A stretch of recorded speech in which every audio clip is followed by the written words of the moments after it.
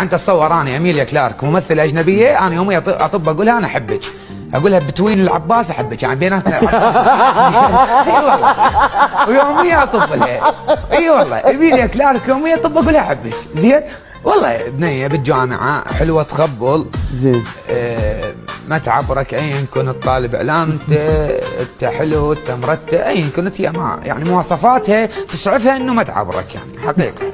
وانا كل سمين وبعدني ما طالع بيل وليل بوقتها اصلا، وضعيتي تعبانه حلوه كلش يعني كلش حلوه كلش حلوه.